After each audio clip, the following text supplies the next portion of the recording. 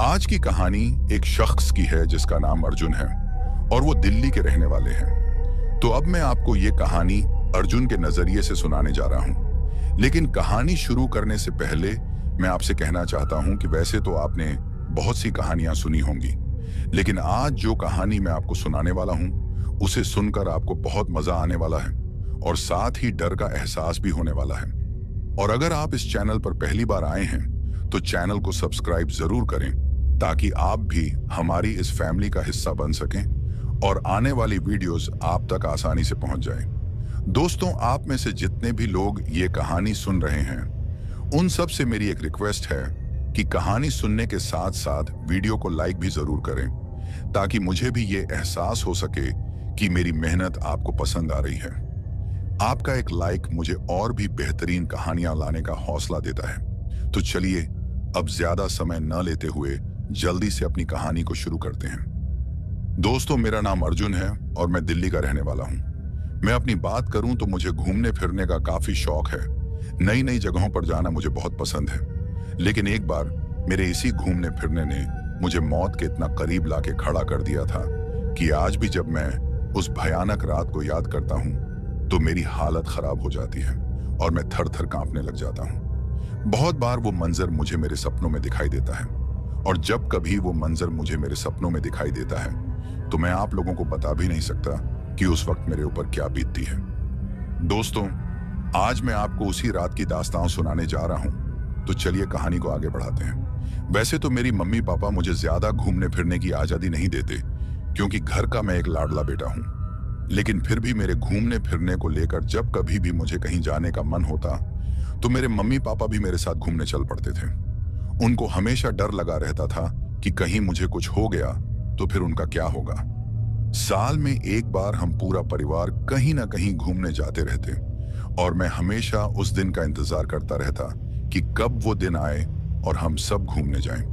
दोस्तों, कहानी को पूरा सुनिए क्योंकि कहानी को पूरा सुनोगे तो ही कहानी का मजा भी आएगा। तो चलिए अब सीधे कहानी पर आते हैं। मेरे मम्मी पापा ने आज तक किसी चीज के लिए मुझे रोका टोका नहीं किया, लेकिन सिर्फ वे मुझे कहीं भी अकेला जाने नहीं देते थे और ये बात मुझे बहुत बुरी लगती थी। खैर, अपनी पढ़ाई पूरी करने के बाद मैं एक प्राइवेट कंपनी में जॉब करने लग जाता हूँ। जिस कंपनी में मैं काम करता था वहां वैसे तो बहुत से लोग काम करते थे, लेकिन उन सब में से एक लड़का ऐसा था जो अपने काम को काफी ईमानदारी से करता था और मेरी भी मदद करता रहता था। उसका नाम था राहुल। राहुल एक समझदार और मिलजुल वाला इंसान था। कुछ ही वक्त में हम दोनों की काफी अच्छी दोस्ती हो जाती है और ये दोस्ती कोई आम दोस्ती नहीं बल्कि एक गहरी दोस्ती होती है। राहुल उत्तराखंड के एक गांव का रहने वाला था। हम दोनों की दोस्ती के बारे में मेरे मम्मी पापा को भी पता था और राहुल अक्सर मेरे घर आया करता था और मेरे मम्मी पापा को भी राहुल के साथ काफी अच्छी बन चुकी थी। राहुल मेरे मम्मी पापा की काफी इज्जत करता था। वैसे तो मेरे मम्मी पापा मुझे किसी के साथ यहाँ वहां अकेला जाने नहीं देते थे, पर जब से राहुल मेरे साथ आया तब से मेरे मम्मी पापा ने मुझे उसके साथ कहीं भी जाने से मना नहीं किया। मेरी बात भी राहुल के माँ बाप से होती रहती थी। राहुल अक्सर फोन पर मेरी बात अपने माता पिता से करवा देता था और राहुल के माँ बाप भी काफी अच्छे थे। वो हमेशा मुझसे कहते थे, बेटा तुम भी कभी राहुल के साथ हमारे यहाँ आओ, यहाँ बहुत सी जगहें हैं जहाँ तुम घूम सकते हो और हम लोग भी तुमसे मिल लेंगे। वो मुझसे यह भी कहते थे कि इस बार तुम राहुल के साथ कुछ छुट्टियां लेकर आ जाना ताकि अच्छे से तुम हमारे साथ कुछ वक्त बिता सको। उनकी यह बात सुनकर मैं भी हाँ भर देता और उनसे कहता कि जरूर मैं कोशिश करूंगा राहुल के साथ आने की। अब जब राहुल के घर वालों ने मुझसे यह कहा कि तुम यहाँ घूमने आना तो मेरे अंदर जो घूमने फिरने की जिज्ञासा थी वह और बढ़ गई। मैं भी अब इस सोच में था कि क्यों ना इस बार राहुल के साथ उसका गांव देखा जाए।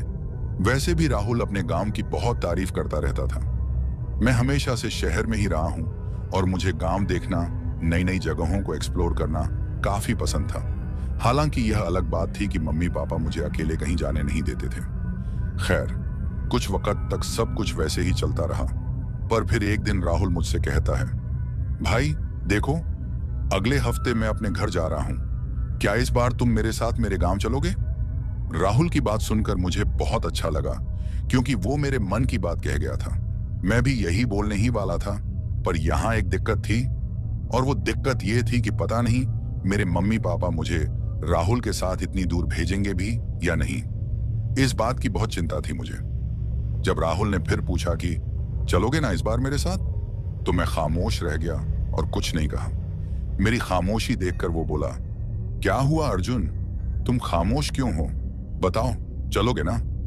राहुल की बात सुनकर मैं उसे कहता हूं, कुछ कह नहीं सकता यार। ये सुनकर वो मुझसे बोला, तुम ऐसा क्यों कह रहे हो, कुछ दिनों की ही तो बात है, हम लोग जल्दी ही वापस आ जाएंगे। राहुल की बात पर मैं कहता हूं, बात कुछ दिनों की नहीं है, बात है राजी होने की। मेरी बात सुनकर राहुल मुझसे बोला, मतलब कौन राजी होगा, तुम किसकी बात कर रहे हो।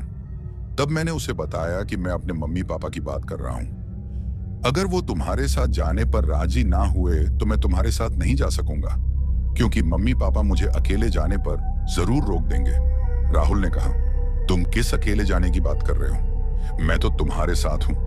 वो मुझसे यह भी कहता है कि एक बार तुम अपने मम्मी पापा से इस बारे में बात करके तो देखो, हो सकता है वो मान जाए। राहुल की बात सुनकर मैंने कहा, ठीक है, मैं कोशिश करता हूं उन्हें मनाने की और दुआ करता हूं कि वो मान जाए। उसके बाद राहुल वहां से चला गया और मैं भी अपने घर आ गया। शाम को जब हम सब साथ में बैठकर खाना खा रहे थे तो मुझे कुछ समझ ही नहीं आ रहा था कि अपनी बात को मम्मी पापा के सामने कैसे रखूं, क्योंकि मुझे पूरी उम्मीद थी कि वो मेरी बात पर कभी भी राजी नहीं होंगे। खैर, थोड़ी देर में खामोश रहा, लेकिन फिर हिम्मत करके मैंने अपने मम्मी पापा से वो बात कही दी। मैंने कहा कि मम्मी पापा, मेरा दोस्त राहुल अपने घर जा रहा है और वो मुझे अपने साथ बुला रहा है, हम लोग जल्दी ही लौट आएंगे। मेरी बात सुनकर वो पहले तो खामोश रहे और फिर वही हुआ जिसका मुझे डर था।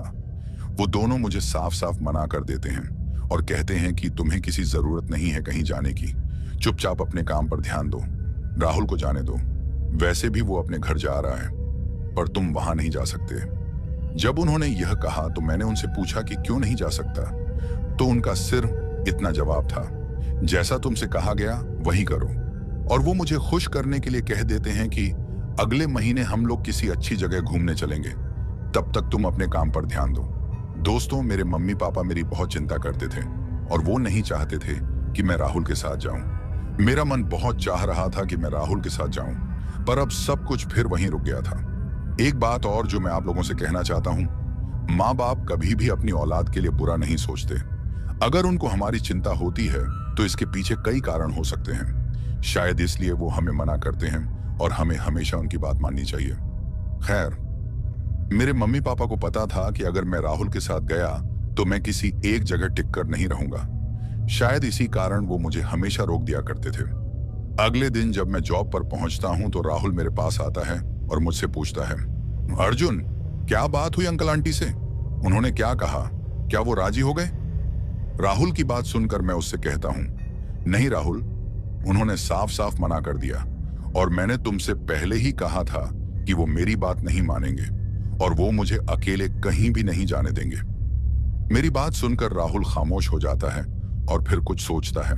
थोड़ी सोचने के बाद वो मुझसे कहता है, कोई बात नहीं, तुम टेंशन मत लो, आज मैं तुम्हारे घर आऊंगा और अंकल आंटी से खुद बात करूंगा। उनके मुंह से ये बात सुनकर मैं उससे कहता हूं, तुम जितनी भी बातें कर लो वो नहीं मानने वाले। तो मेरी बात सुनकर वो मुझसे कहता है, तुम मुझे बात करने का मौका तो दो, देखते हैं क्या बनता है, मैं कोशिश तो कर सकता हूं, हो सकता है मान जाए। राहुल जो भी बातें मुझसे कह रहा था, मुझे उम्मीद थी कि उनका असर मेरे मम्मी पापा पर नहीं होने वाला। मैंने राहुल को काफी समझाया, लेकिन उसने मेरी एक बात भी नहीं सुनी और उसने मुझसे बस इतना कहा कि तुम मेरे साथ जरूर चलोगे। अब जिस यकीन से वो मुझसे ये कह रहा था, मुझे भी थोड़ा बहुत विश्वास उस पर होने लग गया। पर फिर मैं सोचता हूं कि आखिर राहुल मेरे मम्मी पापा को मनाएगा कैसे। खैर, शाम को काम खत्म करके राहुल भी मेरे साथ मेरे घर आ जाता है और फिर वो मम्मी पापा से बात करने लगता है। अब जब वो बात कर रहा था तब तक मैं अपने कमरे में चला जाता हूँ। मुझे पता था कि राहुल की सारी मेहनत बेकार है, वो दोनों मानने वाले नहीं हैं। कुछ देर तक मैं अपने कमरे में ही रहता हूँ, लेकिन फिर राहुल मेरे कमरे में आता है। उसको अपने कमरे में आता देख मैं उससे कहता हूँ, हो गई बात, मुझे पता था ये मानने वाले नहीं हैं, तुम्हारी कोशिश बेकार गई। तो मेरी बात सुनकर वो मुझसे कहता है, किसने कहा मेरी कोशिश बेकार गई। उसकी ऐसी बात सुनकर मैं उससे कहता हूँ, तुम्हारा मतलब क्या है, तो वो मुझसे कहता है, तुम्हारे मम्मी पापा मान गए हैं। उसके मुंह से ऐसी बात सुनकर मुझे उस पर यकीन ही नहीं आता और मैं इस बात को मजाक में लेता हूँ। फिर राहुल से कहता हूँ, क्यों मजाक कर रहे हो यार, मुझे पता है वो मान नहीं सकते। तो मेरी बात काटते हुए राहुल मुझसे कहता है, वो दोनों मान गए हैं और मैं मजाक नहीं कर रहा।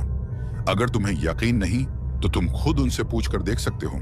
राहुल की बात सुनकर मैं सीधे अपनी माँ के पास चला जाता हूँ और उनसे पूछता हूँ, क्या सच में मैं राहुल के साथ उसके गांव जा सकता हूँ? तो माँ मुझसे कहती हैं, हाँ जा सकते हो, तुम्हारे पापा भी मान गए हैं। पर एक बात याद रखना, गांव में जहां भी रहना हो राहुल को अपने साथ रखना। माँ के मुंह से ऐसी बात सुनकर मुझे यकीन ही नहीं हो रहा था कि वो मान गए हैं। अब मैं इस सोच में था कि राहुल ने आखिर ऐसा क्या कहा कि मेरे मम्मी पापा मान गए। उसके बाद मैं वापस राहुल के पास चला जाता हूं, जो कि मेरे कमरे में ही था। जब मैंने उससे ये बात पूछी कि तुमने ये सब कैसे किया, तो उसने मुझसे बस इतना कहा, तुम आम खाने से मतलब रखो, पेड़ मत गिनो। अब उसने कैसे किया और उनसे क्या कहा ये बात मायने नहीं रखती, बस वो दोनों मान गए हैं, इतना काफी है। राहुल की बात सुनकर मैं राहुल के गले लग जाता हूं और उसका शुक्रिया करता हूं, क्योंकि उसी की वजह से ये सब मुमकिन हो रहा था। उसके बाद राहुल वहां से चला जाता है। अब ये बात तो कंफर्म हो गई थी कि मैं राहुल के साथ उसके गांव जा रहा हूं। अब मुझे बस उस दिन का इंतजार था जिस दिन हमको निकलना था। अभी एक हफ्ता था हमारे निकलने में। मैंने और राहुल दोनों ने ऑफिस से छुट्टियां ले ली थी। अब वो हफ्ता निकलते निकलते गुजर जाता है और फिर वो दिन आ जाता है जिस दिन हमको निकलना था। मैंने सारी पैकिंग अच्छे से कर ली थी और मेरे मम्मी पापा की आंखों में आंसू थे। शायद वो इसीलिए कि वो पहली बार मुझे किसी के साथ अकेले भेज रहे थे। वो मुझसे ये भी कहते हैं कि रास्ते में फोन करते रहना और पहुंचकर भी फोन करना। उसके बाद मम्मी पापा राहुल से कहते हैं कि हम लोग तुम्हारे भरोसे अपना लड़का भेज रहे हैं, इसका ख्याल रखना। तो मम्मी पापा की बात सुनकर राहुल उनसे कहता है, आप इसकी चिंता बिल्कुल भी ना करें, मैं इसका अच्छे से ख्याल रखूंगा। उसके बाद हम लोग वहां से निकल जाते हैं और फिर रेलवे स्टेशन पहुंचते हैं। कुछ ही देर में हमारी ट्रेन भी आ जाती है और फिर हम लोग अपनी ट्रेन में बैठ जाते हैं। राहुल ने पहले ही ट्रेन की टिकट कटवाई ली थी, तो हमें कोई दिक्कत नहीं थी। दोस्तों, गांव को लेकर मैं काफी उत्साहित था, क्योंकि राहुल ने मुझे बहुत सी ऐसी जगहों के बारे में बताया था जो देखने में काफी खूबसूरत थीं और हम लोग वहां घूमने वाले थे। अब कुछ ही देर में हमारी ट्रेन भी चल पड़ती है। जैसे जैसे हमारी ट्रेन आगे की तरफ बढ़ रही थी, उतना ही सुकून मुझे अंदर से मिल रहा था। मैं बस यही सोच रहा था कि कब ये सफर कटे और मैं अपनी मंजिल पर पहुंचूं। लेकिन शायद मैं इस बात से अनजान था कि यह जो सुकून मुझे अंदर से महसूस हो रहा था, यह सुकून सिर्फ कुछ ही वक्त का था। उस पूरे दिन हम लोगों ने सफर किया। कुछ घंटों के बाद हम लोग अपनी मंजिल पर पहुंच जाते हैं और फिर हम लोग जिस जगह पर खड़े थे वहां से हमने एक टैक्सी ली, क्योंकि राहुल का घर थोड़ी और दूरी पर था। हम लोगों ने रास्ते में 1 से 2 गाड़ियां भी बदली। अब आखिरकार हम लोग राहुल के गांव में पहुंच जाते हैं, जो कि देखने में सच में काफी खूबसूरत नजर आ रहा था। उसके बाद हम राहुल के घर पहुंच जाते हैं। राहुल को देखकर उसके मम्मी पापा काफी खुश हो जाते हैं और फिर वो दोनों मुझसे भी मिलते हैं। राहुल के मम्मी पापा ने मुझे गले से लगाया। सच में वो दोनों काफी अच्छे इंसान थे। राहुल के घर पहुंचने तक हमें रात हो गई थी। उसके बाद हम लोग खाना वगैरह खा लेते हैं।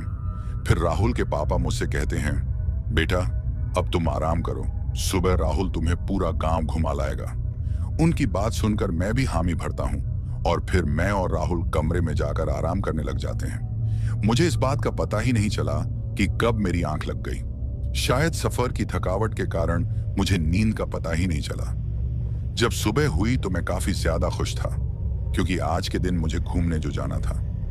दोस्तों, उस पूरे दिन मुझे राहुल ने पहले तो अपना गांव दिखाया, उसके बाद हम लोग 1-2 जगह घूमने भी गए। सच बताऊं तो मुझे काफी मजा आ रहा था।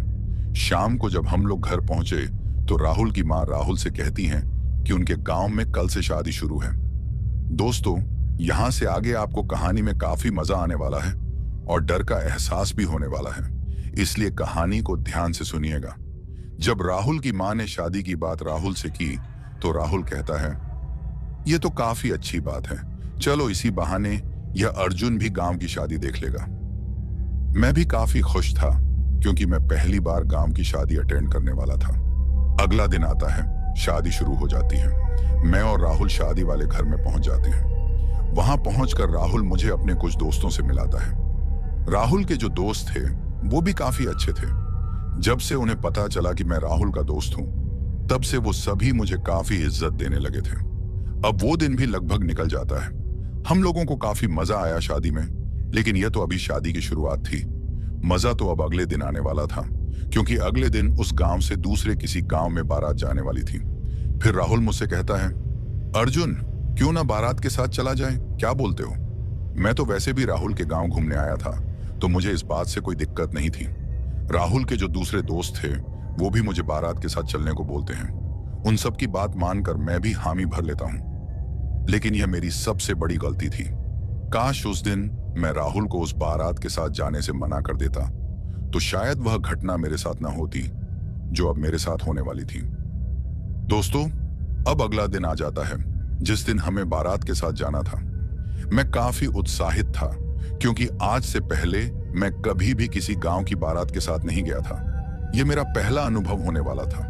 राहुल अपने घर वालों से यह बात पहले ही कल बता चुका था कि मैं और अर्जुन बारात के साथ जाने वाले हैं। राहुल के परिवार वालों ने भी राहुल से कह दिया था कि मेरा ख्याल रखें। अब राहुल और मैं राहुल के घर से निकलकर उस घर की तरफ चल पड़ते हैं जहां शादी थी। शादी वाला घर ज्यादा दूर नहीं था, पास में ही था। हम जल्दी ही वहां पहुंच जाते हैं। उस दिन भी हमने काफी मस्ती की। अब बारात निकलने का वक्त हो जाता है और कुछ ही समय में बारात चल पड़ती है। यह जो बारात थी वह किसी दूसरे गांव में जाने वाली थी, और जो वह गांव था वह काफी दूर था। वहां तक पहुंचने में हमें काफी वक्त लगने वाला था। बारात लगभग दिन के 4 बजे निकल जाती है। मैं और राहुल भी बारात के साथ चल पड़ते हैं। यह जो बारात वाली बात थी, इस बात को मैंने अपने मम्मी पापा से छुपा लिया था। मैंने उनसे यह नहीं कहा था कि मैं बारात के साथ जाने वाला हूं, क्योंकि अगर मैं उनसे यह कहता तो शायद वो मुझे बारात के साथ जाने ही नहीं देते, और यह मैं नहीं चाहता था। हालांकि मम्मी से मेरी बात फोन पर हुई थी, लेकिन मैंने उनसे यह बात छुपा ली थी। हम लोगों को काफी मजा आ रहा था। बारात के साथ एक बस और 2 छोटी गाड़ियां थीं। हम लोग बस में बैठे हुए थे। बस के अंदर का माहौल काफी मजेदार था। हम सभी बारात का लुत्फ उठा रहे थे। बस के अंदर ढोल भी बज रहा था, जो बारात की शोभा बढ़ा रहा था। अब कुछ ही वक्त में शाम और फिर हमारे देखते देखते रात हो जाती है। हम लोग अब पहाड़ी नुमा इलाके में पहुंच चुके थे। गाड़ी के अंदर का माहौल काफी मजेदार था, लेकिन वहीं गाड़ी के बाहर का माहौल काफी सुनसान और डरावना नजर आ रहा था। काला घना अंधेरा अब पूरी तरह से दूर दूर तक पसरा हुआ था। बस उस सड़क पर सिर्फ बारात की ही गाड़ियां चलती हुई नजर आ रही थीं। इन बारात की गाड़ियों के अलावा दूसरा कोई भी वाहन हमें नजर नहीं आ रहा था। काफी देर तक सफर करने के बाद हम लोग उस इलाके में पहुंच जाते हैं जहां हमें जाना था, यानी जहां बारात को जाना था। हम सभी लोग गाड़ियों से बाहर आ जाते हैं और फिर उस गांव की तरफ चल पड़ते हैं। जिस गांव में बारात जानी थी वह गांव अभी थोड़ा और आगे की तरफ था। वहां तक हमें लगभग 10 मिनट का समय और लगने वाला था। बारात के सभी लोग उस तरफ पैदल ही चल पड़ते हैं, क्योंकि उस गांव तक सड़क नहीं थी। सड़क वहीं तक थी जहां हम लोग गाड़ियों से उतरे थे, और जिस सड़क पर हम लोग उस गांव तक पहुंचे थे वह भी अभी नई नई बनी थी। इसलिए शायद उस गांव तक सड़क पहुंचने में अभी और वक्त लगने वाला था। लगभग 10 से 15 मिनट का पैदल सफर करने के बाद हम लोग उस गांव में पहुंच जाते हैं जहां ये बारात जानी थी। बारात का काफी अच्छे से स्वागत किया जाता है। सभी बाराती नाच रहे थे और अपनी ही मस्ती में थे। हम लोगों को भी काफी मजा आ रहा था। सच बताऊं तो दोस्तों, गांव की बारात का अपना ही मजा होता है। उसके बाद हम सभी बारातियों को एक खुली जगह पर बैठाया जाता है, जहां पर काफी कुर्सियां लगी हुई थी। सभी बारातियों के बैठने का काफी अच्छे से इंतजाम किया गया था। कुछ ही देर में खाना लग जाता है और हम सभी लोग खाना खाने लग जाते हैं। खाना खाने के बाद हम सभी लोग वापस से उन्हीं कुर्सियों पर आकर बैठ जाते हैं जहां हम पहले बैठे हुए थे। दोस्तों, यहां तक तो सब कुछ सामान्य चल रहा था, लेकिन अब मेरे साथ जो होने वाला था शायद उस बात से मैं अनजान था, और यहीं मुझसे एक ऐसी गलती हो जाती है जो मुझे नहीं करनी चाहिए थी। उस गलती का खामियाजा अब मैं कुछ ही वक्त में भुगतने वाला था। दोस्तों, अब होता ऐसा है कि जैसे ही मैं खाना खाकर वापस से आकर बाहर लगी उन कुर्सियों में से एक कुर्सी पर बैठ जाता हूं, तो मैं देखता हूं कि कोई मुझे काफी ध्यान से देख रहा है। अब जब मैं अपनी नजरों को उस तरफ करता हूं तो मैं देखता हूं कि एक लड़की मुझे काफी अजीब तरीके से देख रही है। पहले पहले तो मुझे ये नॉर्मल लगा, लेकिन जब मैंने अच्छे से नोटिस किया तो मुझे पता चलता है कि वो लड़की सच में मुझे ही देख रही थी। उस वक्त मेरे साथ मेरा दोस्त राहुल भी नहीं था, क्योंकि वो तो बारातियों के साथ नाच रहा था। अब जब वो लड़की मुझे बार बार देखती है तो मुझे काफी अजीब लगता है, क्योंकि उसका देखना सच में अजीब था। वो लड़की मुझे बिना पलकें झपकाए देखती ही जा रही थी। ऐसा लग रहा था जैसे उसने आज से पहले किसी इंसान को कभी देखा ही नहीं हो। अब ऐसा मुझे लग रहा था। उस लड़की की वेशभूषा की बात करूं तो देखने में वो लड़की काफी खूबसूरत लग रही थी। उसने काले रंग के कपड़े पहने हुए थे। कपड़े देखने में थोड़े अजीब से थे। शायद वो लड़की भी उसी गांव की हो।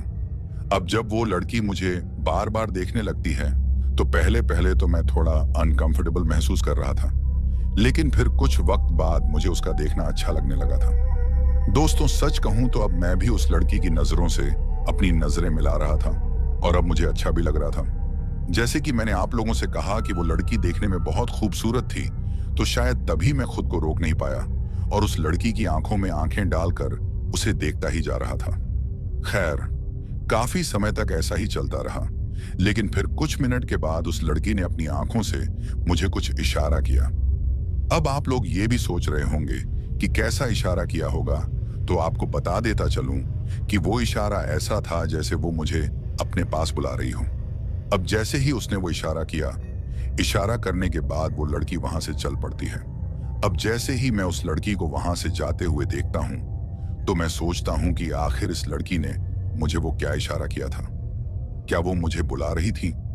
और अगर बुला रही थी तो फिर अब ये लड़की आखिर जा कहां रही है? दोस्तों, एक बात और जो आपको कहना जरूरी है, और वो बात यह है कि गांव के जिस घर में बारात गई थी, वो घर उस गांव का सबसे आखिर में था। मतलब कि उस घर के बाद वो गांव खत्म हो जाता था। खैर, अब जब वो लड़की वहां से चल पड़ती है तो थोड़ा सोचने के बाद मैं भी उसके पीछे पीछे चल पड़ता हूं। मेरा दोस्त राहुल अभी भी बारातियों के साथ नाच रहा था। उसे इस बात का कोई भी पता नहीं था। उसके बाद वो लड़की चलती हुई घर के पीछे की तरफ चली जाती है। अब जब वो लड़की उस घर के पीछे की तरफ चली जाती है तो फिर वो लड़की मुझे दिखाई नहीं देती, क्योंकि वो लड़की घर के पीछे की तरफ चली गई थी। मैं भी जल्दी से घर के पीछे की तरफ चला जाता हूँ। जैसे ही मैं उस घर के पीछे की तरफ चला जाता हूँ तो मुझे वो लड़की फिर से दिखाई देती है। उसके और मेरे बीच की दूरी लगभग 12 से 15 मीटर की होगी, लेकिन वहां मैं कुछ ऐसा देखता हूँ जिसे देखकर मुझे थोड़ा अजीब लगता है और मैं काफी गहरी सोच में पड़ जाता हूँ। दोस्तों, उस वक्त जो मैं देख रहा था, शायद कोई भी होता तो वो सोच में पड़ ही जाता। अब आपके अंदर भी ये सवाल उठ रहा होगा कि ऐसा क्या देख लिया मैंने। तो आपको बता देता चलूं कि मैं देखता हूं कि जैसे ही मैं उस घर के पीछे की तरफ पहुंचता हूं तो लड़की तो मुझे दिख जाती है, लेकिन यहां बात यह होती है कि हम दोनों के बीच में एक कांटेदार तार होती है। हाँ दोस्तों, उस घर के पीछे की तरफ एक बॉर्डर की तरह कांटेदार तार लगाई गई थी।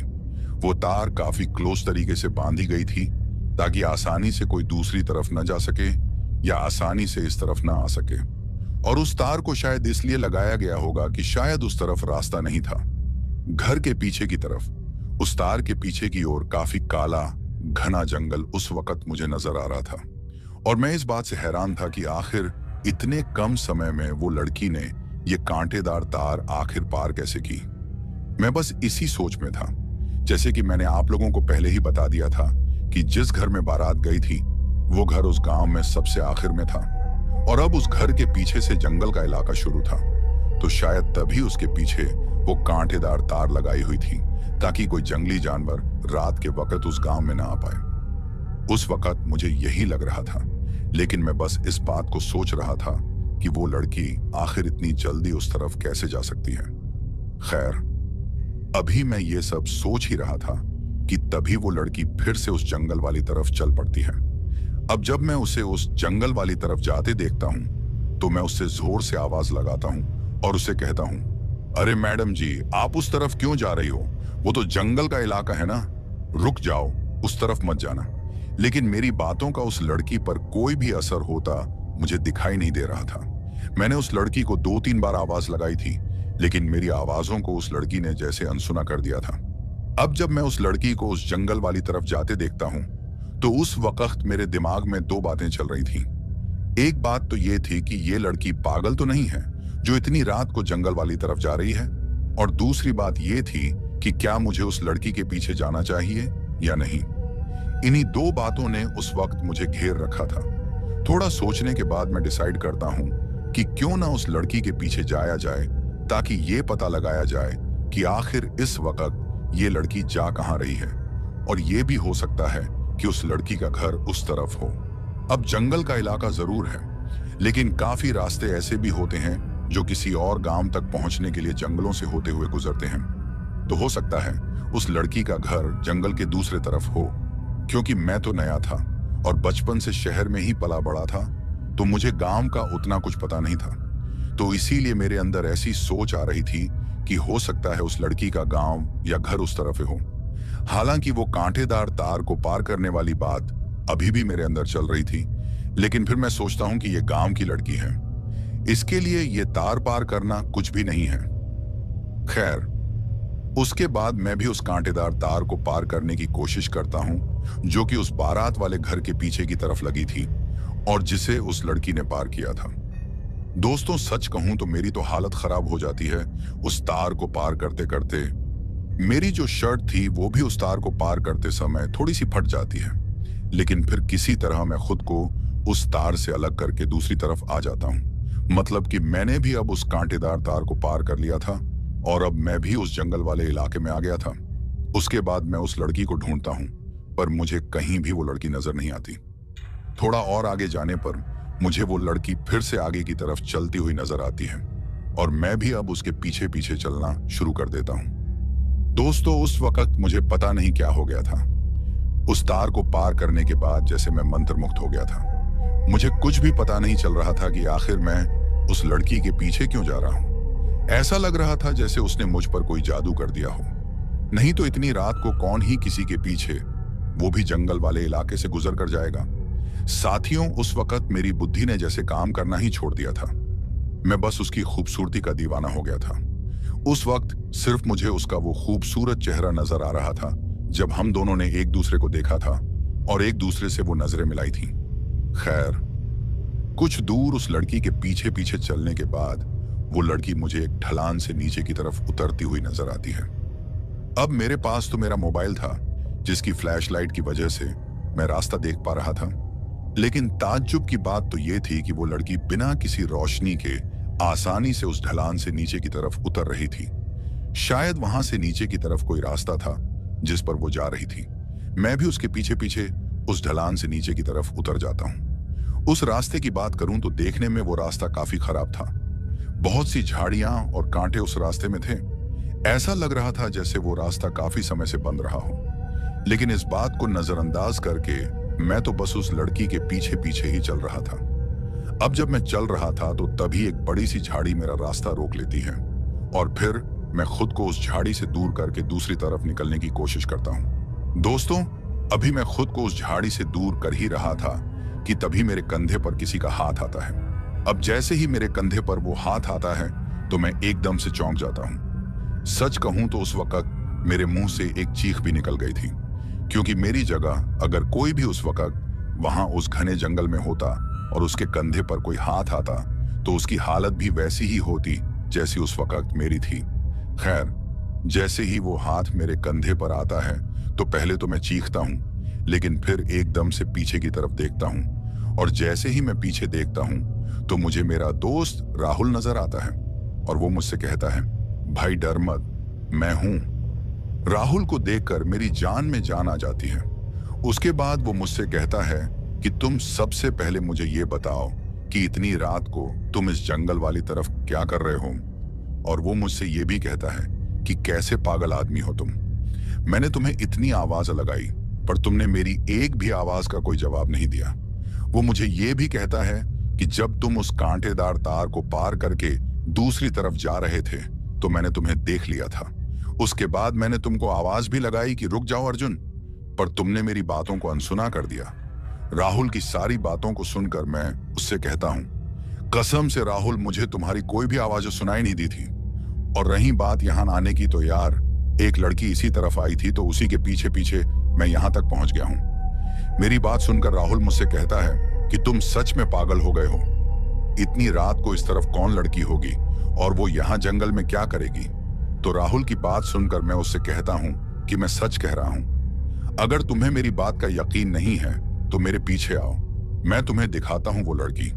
मेरी बात सुनकर राहुल मुझसे कहता है कि छोड़ो इस बात को, चलो वापस चलते हैं। हमें क्या करना है उस लड़की का। शायद राहुल को मेरी बात पर यकीन नहीं था कि सच में मैं एक लड़की के पीछे आया हूं। थोड़ी जोर देने पर मैं अपने दोस्त राहुल को मना लेता हूं और फिर मैं उस नीचे की तरफ जाने वाले रास्ते पर अपने दोस्त राहुल को लेकर चल पड़ता हूं। थोड़ी देर चलने के बाद हमें वो लड़की फिर से नजर आती है और अभी भी वो लड़की नीचे की तरफ जा रही होती है। अब जब हम दोनों उस लड़की को देखते हैं तो मैं अपने दोस्त राहुल से कहता हूं, देखो राहुल, तुम कह रहे थे ना यहां कोई लड़की नहीं है, तो देखो ये थी वो लड़की जिसके पीछे मैं यहां तक आया हूं। उस लड़की को देखकर मेरा दोस्त राहुल भी काफी हैरान था। उसके बाद वो मुझसे कहता है कि हाँ भाई, देखी मैंने, लेकिन इतनी रात को ये लड़की आखिर जा कहां रही है। उसके बाद राहुल मुझसे कहता है कि देख भाई, यहां रुकना ठीक नहीं रहेगा, वैसे भी मुझे कुछ ठीक नहीं लग रहा, तुम मेरी बात मानो, हम लोग यहां से वापस चलते हैं।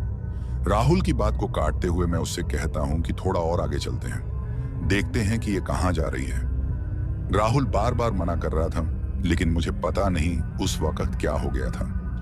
मैं बस देखना चाहता था कि आखिर वो लड़की जा कहां रही है। थोड़ी और पीछा करने के बाद हमें नीचे की तरफ एक गांव नजर आता है। अब जैसे ही हम उस गांव को देखते हैं तो मैं राहुल से कहता हूं, अच्छा तो ये बात है, मतलब कि उस लड़की का घर इसी गांव में था, तो तभी वो इस तरफ से अपने घर जा रही थी। राहुल मुझसे कहता है कि इतनी रात को अकेली लड़की जंगल से होकर अपने गांव की तरफ निकली है और ये जंगल देखकर ही इतना डरावना है कि भले ही हम दोनों साथ हों तब भी मुझे डर लग रहा है। तो सोचो वो अकेले इस जंगल को कैसे पार कर सकती है। कुछ तो राज है यार, मेरी बात मानो, यहां से चलो। राहुल मुझे बार बार मना कर रहा था, लेकिन मैं उसकी एक भी बात नहीं सुन रहा था। उसके बाद मैं राहुल से कहता हूं कि देखते हैं किस घर में ये लड़की जाती है। मेरी बात सुनकर राहुल मुझसे कहता है कि किसी भी घर में जाए तो हमें क्या करना है। राहुल की बात सुनकर मैं उससे कहता हूं कि तुम इस बात को नहीं समझोगे। जब से मैंने उस लड़की को देखा है यार, मैं पागल हो गया हूं। बहुत खूबसूरत लड़की है यार, तुम देखो तो सही कि आखिर ये किस घर में जाती है। उसके बाद हम दोनों ऊपर उस जंगल के उस छोर से देखते हैं जहां से पूरा गांव हमें नजर आ रहा था।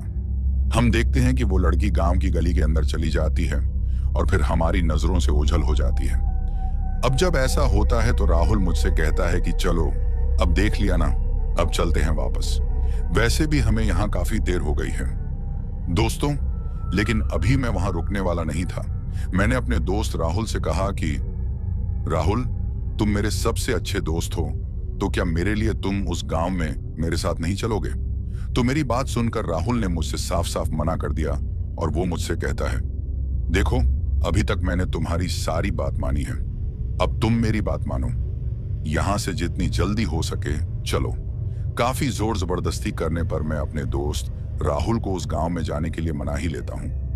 मेरे ज्यादा जोर देने पर राहुल मुझसे कहता है, तुम्हारी जगह कोई और होता तो मैं कब का यहां से अकेले ही लौट गया होता, लेकिन तुम्हारे मम्मी पापा से तुम्हारा ख्याल रखने का वादा जो किया है तभी तुम्हारी बात मान रहा हूं। उसके बाद वो मुझसे ये भी कहता है, आज मुझे पता चला कि तभी तुम्हारे मम्मी पापा तुम्हें दूर जाने से रोकते हैं, तुम सच में बहुत जिद्दी हो। उस वक्त राहुल मुझसे जब ये बात कर रहा था तो मुझे वो बात बुरी तो लग रही थी, लेकिन फिर मैं ये भी सोचता हूं कि शायद वो जानबूझकर मुझे ऐसा कह रहा होगा ताकि मुझे बुरा लगे और मैं उस गांव में जाने का ख्याल अपने मन से निकाल दूं। लेकिन मैं भी कहां मानने वाला था, मैं अपनी जिद पर रहा और फिर हम दोनों उस गांव की तरफ चल पड़ते हैं। थोड़ा और नीचे की तरफ चलने के बाद हम लोग उस गांव में पहुंच जाते हैं। दोस्तों, अब जैसे ही हम उस गांव में पहुंचते हैं तो हम देखते हैं कि पूरा गांव वीरान पड़ा हुआ है। घरों के बाहर जो बागीचे थे उन पर बड़ी बड़ी और मोटी मोटी झाड़ियां उगी हुई नजर आती हैं। गांव में लगभग आधे से ज्यादा घर टूटे फूटे और कुछ तो बिना छत के दिख रहे थे। उस गांव को देखकर ऐसा लग रहा था जैसे वो गांव काफी सालों से छोड़ दिया गया हो। वो गांव पूरी तरह से वीरान पड़ा हुआ था। पूरे गांव में सन्नाटा पसरा हुआ था। रात में वो गांव और भी सुनसान और डरावना नजर आ रहा था। सच कहूं तो उस गांव की ऐसी हालत देखकर मैं काफी हैरान था और मेरे अंदर कहीं ना कहीं डर पैदा हो रहा था। अब उस गांव की ऐसी हालत देखकर राहुल मुझसे कहता है, अर्जुन यार, इस गांव की ऐसी हालत देखकर मुझे नहीं लगता कि यहां कोई रहता होगा। फिर वो लड़की आखिर इस गांव में क्यों आई थी? राहुल की बात सुनकर मैं उससे कहता हूं, इस बात की समझ तो मुझे भी नहीं आ रही। एक काम करते हैं, थोड़ा आगे की तरफ चलते हैं। क्या पता यहां आगे की तरफ कुछ घर बचे हों जो अभी भी ठीक हों। तो मेरी बात सुनकर राहुल मुझसे कहता है, नहीं भाई, मेरी बात मानो, मुझे कुछ अच्छा नहीं लग रहा यहां। और किसी लड़की के पीछे हम लोग कैसे यहां आ गए यार? ना हम उस लड़की को जानते हैं, ना वो हमें जानती है। और मान लो अगर वो तुम्हें दिख भी जाए तो भी तुम इस वक्त उसके घर तो जा नहीं सकते। तो फिर क्यों तुम अपनी जिद पर खड़े हो? मेरी बात मानो, यहां से जितनी जल्दी हो सके चलो। राहुल की बात सुनकर मैं उससे कहता हूं, थोड़ा आगे चलते हैं। अगर वहां भी ऐसे ही टूटे फूटे घर दिखे तो फिर हम लोग वापस चले जाएंगे।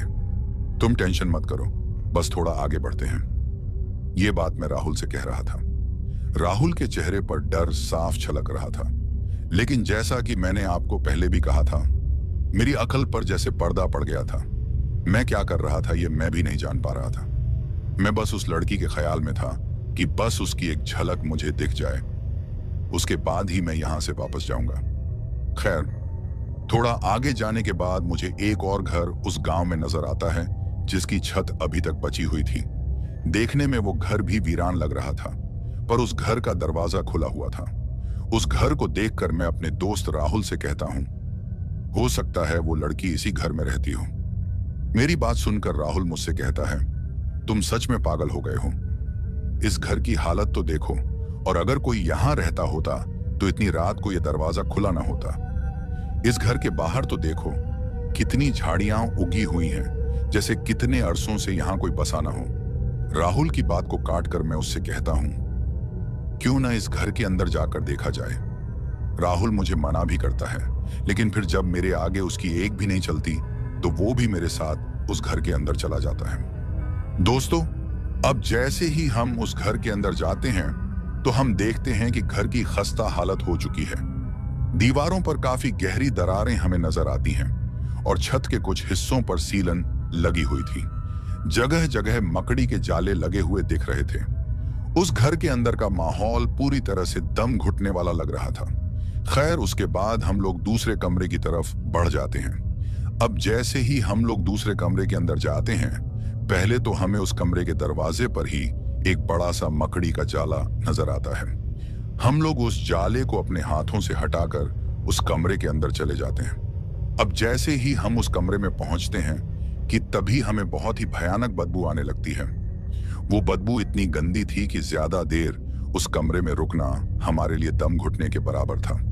हम लोग अपने हाथों से अपने नाक और मुंह पर हाथ रख लेते हैं ताकि उस बदबू से बचा जा सके। कमरे में काफी घना अंधेरा था। मैंने तो अपने मोबाइल की फ्लैशलाइट जला रखी थी। अब जैसे ही मैं अपने मोबाइल की फ्लैशलाइट को उस कमरे की दीवारों की तरफ अच्छे से करता हूं ताकि सब कुछ अच्छे से दिख सके और यह भी पता किया जा सके कि आखिर ये बदबू किस चीज की है।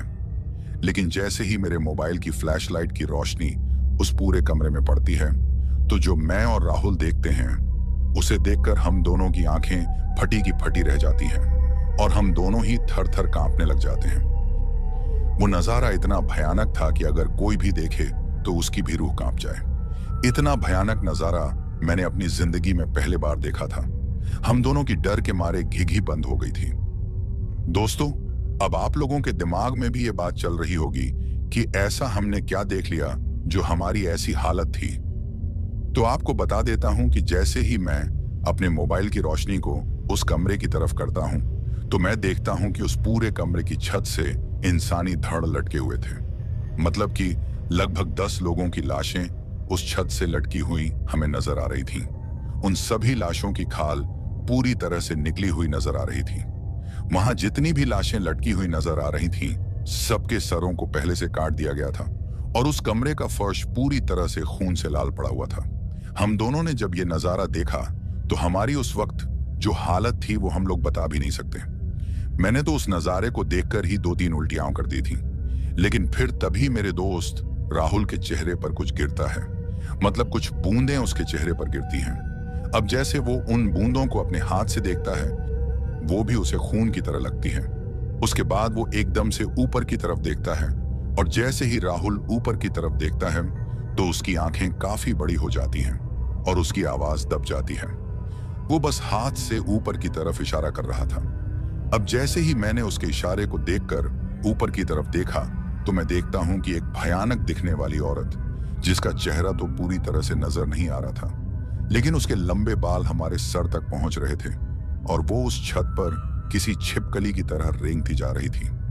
ये जो बूंदें राहुल के चेहरे पर गिरी थीं, शायद ये उसके मुंह की लार थी, या फिर उसने अभी अभी किसी का खून पिया था, और शायद ये बूंदें उसके मुंह से ही गिरी थीं। अब उस औरत को उस छत से चिपका देख हमारे तो होश उड़ गए थे। हम दोनों जिंदा लाश की तरह बस उसे देखते ही जा रहे थे। अब कुछ ही वक्त में वो औरत रेंगना बंद कर देती है और फिर गुर्राने लगती है। अब जब ऐसा होता है और हम लोग समझ जाते हैं कि अब ये हम पर हमला करने वाली है, तो किसी तरह मेरा दोस्त राहुल मेरे हाथ को खींचकर मुझे बाहर की तरफ ले जाने लगता है, लेकिन पीछे का दरवाजा पूरी तरह से बंद पड़ गया था। हम लोग काफी डर चुके थे। हमें कुछ भी समझ नहीं आ रहा था। हमें बस उस कमरे में अपनी मौत नजर आ रही थी और हम लोग बस यही सोच रहे थे कि अभी कुछ देर में ये चुड़ैल हमारे सर काट लेगी और फिर हमें भी उन लाशों की तरह उस छत पर लटका देगी। लेकिन फिर तभी राहुल की नजर उस कमरे की खिड़की पर पड़ती है, जो कि टूटी हुई थी। उसके बाद राहुल मुझसे कहता है, भाग अर्जुन और किसी तरह उस खिड़की से कूद जा। उसकी बात मानकर हम दोनों उस खिड़की से बाहर की तरफ कूद जाते हैं और फिर किसी तरह हमारी जान उस कमरे की उस चुड़ैल से बच जाती है। वहां से बचने के बाद हमें पीछे की तरफ, जिस तरफ से हम आए थे, किसी के हंसने की आवाज सुनाई देती है। शायद ये उसी चुड़ैल की हंसी थी जो हमें उस कमरे में नजर आई थी। अब हम लोग उस तरफ से वापस तो जा ही नहीं सकते थे, तो हम लोग उस गांव में आगे की तरफ बढ़ जाते हैं। हम दोनों एक टूटे हुए घर की दीवार के पीछे छुप जाते हैं ताकि किसी को हम दिखाई न दें। हम ऐसा इसलिए कर रहे थे क्योंकि हम लोग जानते थे कि यह पूरा गांव भूतिया है और उस गांव में इस तरह खुलेआम घूमना खतरों से खाली नहीं होगा। अब कुछ ही देर में हमें बहुत ज्यादा लोगों की आवाजें सुनाई देती हैं। ऐसा महसूस हो रहा था जैसे काफी लोग हमारे इर्द गिर्द हैं। जब उन लोगों की आवाजें हमें सुनाई पड़ती हैं तो मेरा दोस्त राहुल मुझसे कहता है, अर्जुन तुम यहीं रुको, मैं देख कर आता हूं। क्या पता कोई मदद मिल जाए। हो सकता है इस गांव के आगे कोई और गांव हो और ये लोग वहीं के हों। राहुल मुझसे कहता है, तुम अपनी जगह पर रहो, बाहर मत निकलना। मैं जल्दी वापस आ जाऊंगा और अगर कोई मदद दिखी तो तुम्हें भी बुला लूंगा। उस कमरे में जो कुछ भी हमारे साथ हुआ था वो मैं अभी तक भूल नहीं पाया था और अब अकेले रहना मेरे बस की बात नहीं थी।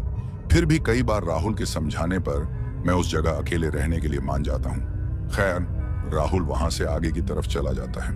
थोड़ी देर, लगभग 2 मिनट के बाद राहुल मुझे फुसफुसाते हुए आवाज देता है। जैसे ही मैं राहुल की उस फुसफुसाहट को सुनता हूँ, मैं उससे पूछता हूँ, क्या है?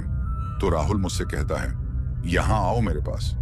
राहुल की बात सुनकर मैं दीवार से उठकर राहुल के पास चला जाता हूँ। उसके बाद राहुल मुझसे कहता है, मेरा अंदाजा सही निकला, कुछ लोग मुझे दिखे हैं, यहीं आगे की तरफ हैं। अभी राहुल अपनी बात पूरी करता ही था कि मैं जितनी जल्दी हो सके उन लोगों के पास जाने लगता हूँ। मैं जितना तेज हो सके उस तरफ निकल जाता हूँ।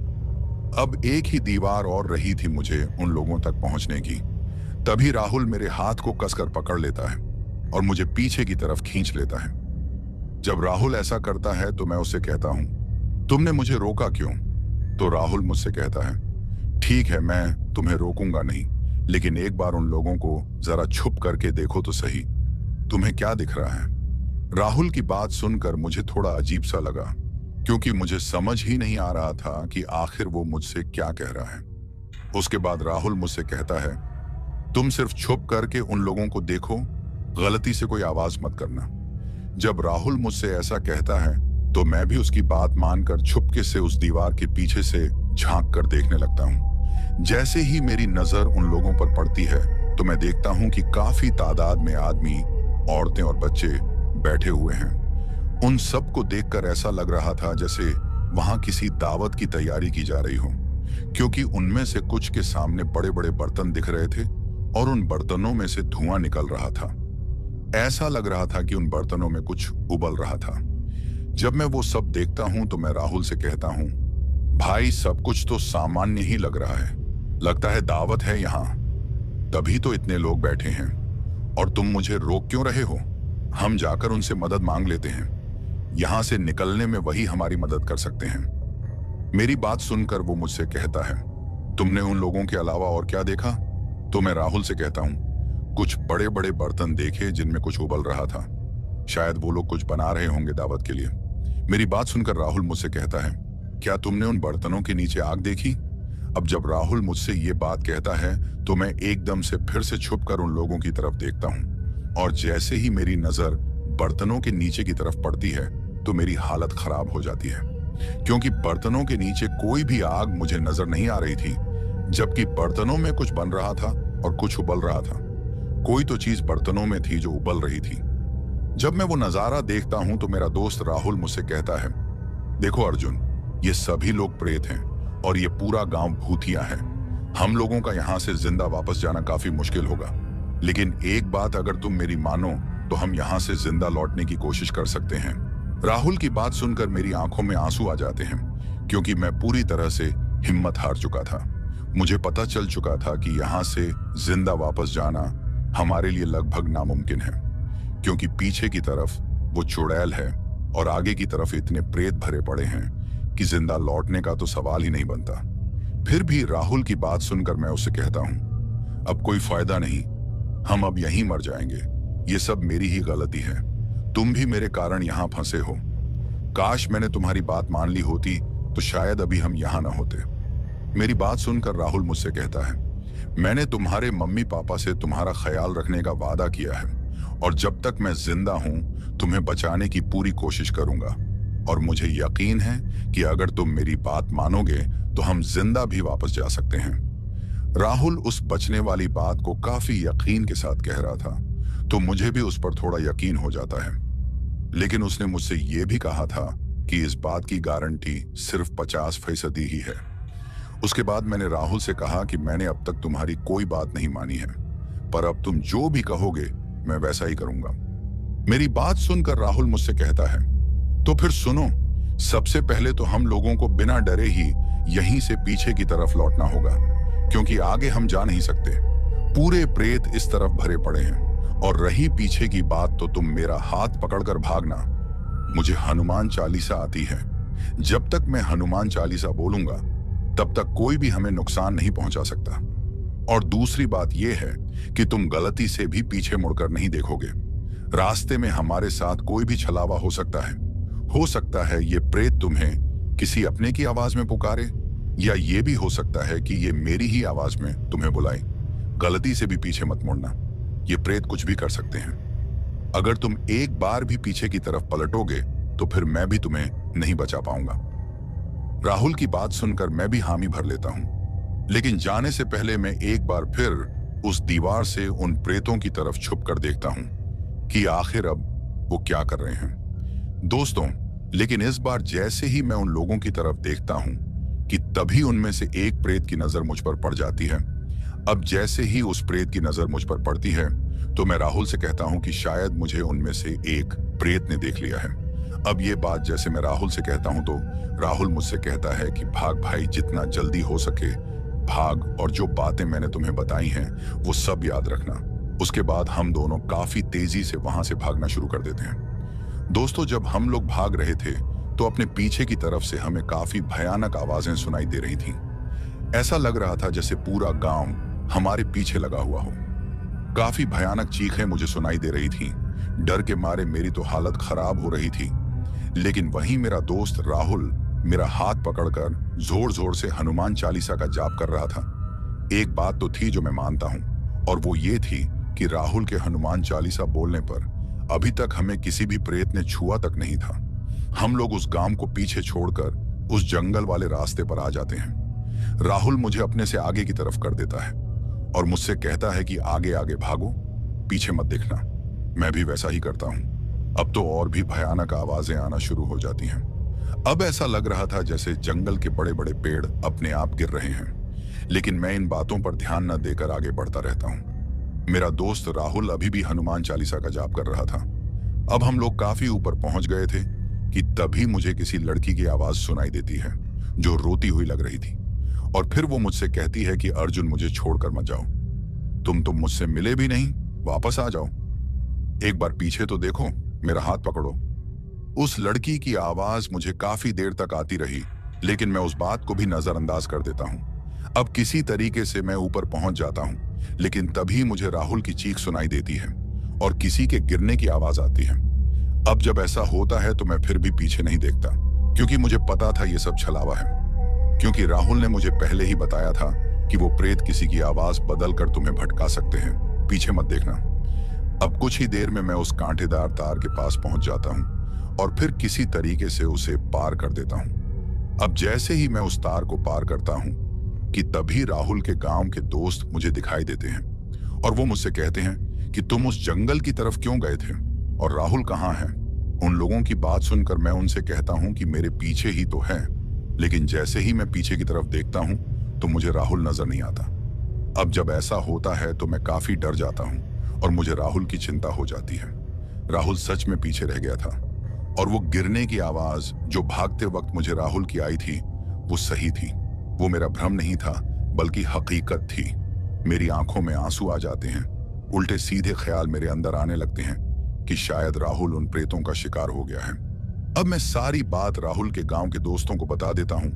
वो भी काफी टेंशन में आ जाते हैं। हम लोग गांव के कुछ लोगों को ये बात बताते हैं। जब गांव वालों को इस बात का पता चलता है तो वो भी काफी टेंशन में आ जाते हैं और उनमें से कुछ बूढ़े बुजुर्ग आदमी हमसे कहते हैं कि उस तरफ से रात को जिंदा वापस आना लगभग नामुमकिन है। तुम खुशकिस्मत हो जो जिंदा वापस लौटे हो। मुझे अपने जिंदा होने से ज्यादा राहुल के वापस न आने का दुख था। उसके बाद गांव के लोग हमसे कहते हैं कि इस वक्त उस तरफ जाना मौत को दावत देना है। तुम्हारे दोस्त को अब सुबह ही ढूंढा जाएगा, इस वक्त उस तरफ जाना मुमकिन नहीं है। अब इस तरीके से अपने दोस्त को उस तरफ अकेले छोड़ना मुझे ठीक नहीं लग रहा था, क्योंकि मेरी जिंदगी भी उसी की दी हुई थी। उसके बाद मैं डिसाइड करता हूं कि मैं अकेले ही वापस अपने दोस्त को बचाने के लिए चला जाऊंगा। उसके बाद मैं अकेले ही उस कांटेदार तार को पार करने लग जाता हूं, लेकिन गांव के काफी लोग मुझे उस तरफ जाने से मना कर देते हैं और फिर मुझे पकड़ने के लिए आ जाते हैं। लेकिन उनकी पकड़ में आने से पहले ही मैं उस तार को पार कर लेता हूं। मुझे उस तरफ जाता देख राहुल के गांव के दोस्त भी उस तार को पार कर देते हैं। अब हम 5 से 7 लड़के उस जंगल वाली तरफ राहुल को ढूंढने चले जाते हैं। थोड़ी आगे जाने के बाद हमें मोबाइल की फ्लैशलाइट जलती हुई दिखाई देती है। हम सभी काफी तेजी से उस तरफ जाते हैं। अब जैसे ही हम वहां पहुंचते हैं तो हमें राहुल एक बड़ी झाड़ी के अंदर फंसा दिखाई देता है और उसके हाथ में उसका मोबाइल था। उस मोबाइल की फ्लैशलाइट से ही हमें राहुल का पता चल पाया था कि वो कहां पर है। राहुल अभी भी हनुमान चालीसा का जाप कर रहा था। हम सभी ने किसी तरीके से उसे कांटों भरी झाड़ी से बाहर निकाला और उसकी जान बचाई। उसके बाद हम सभी दोस्त उस तरफ से वापस उस शादी वाले गांव लौट जाते हैं। गांव में पहुंचने के बाद सभी लोग काफी हैरान थे, क्योंकि उन्हें इस बात की समझ ही नहीं आ रही थी कि हम लोग जिंदा वापस कैसे आ गए। उसके बाद मैं राहुल को गले लगा लेता हूं, क्योंकि उसी के कारण मैं जिंदा था। राहुल को बचाने में मेरे अलावा राहुल के गांव के दोस्तों का भी काफी बड़ा हाथ था, क्योंकि अगर वो मेरे साथ ना आते तो शायद मुझे अकेला देखकर वो प्रेत फिर से मुझ पर हमला कर देते। दोस्तों, ये बात मैंने आज तक अपने परिवार से नहीं बताई, क्योंकि अगर मैं ऐसा करता तो जो थोड़ी बहुत आजादी मुझे मिलती है वो भी खत्म हो जाती। लेकिन अब जब से मेरे साथ वो हादसा हुआ था, तब से लेकर आज तक मुझे आज भी वो मंजर हूबहू मेरी आंखों के सामने ताजा हो जाता है और मेरी हालत फिर से खराब हो जाती है। दोस्तों, एक बात और, सच्चा दोस्त हमेशा आपका साथ देगा, चाहे वक्त कैसा भी हो, अच्छा या बुरा। और जो दोस्त सच्चे नहीं होते वो आपके दुख शुरू होते ही आपसे दूर हो जाएंगे। ऐसे लोगों पर कभी भी भरोसा ना करें। आज अगर मैं जिंदा हूं तो मेरे दोस्त की बदौलत ही जिंदा हूं। अगर वो चाहता तो अकेले भी भाग सकता था, लेकिन उसने ऐसा नहीं किया। उसने अपने जान पर खेलकर मेरी जान बचाई। आशा करता हूं आपकी जिंदगी में भी ऐसा दोस्त जरूर होगा, और अगर नहीं है तो दुआ करता हूं कि जल्दी आपकी जिंदगी में आ जाए। तो दोस्तों, कैसी लगी हमारी ये कहानी? अगर आपको ऐसी और भी कहानियां सुननी है तो हमारे चैनल को सब्सक्राइब करना बिल्कुल मत भूलिएगा।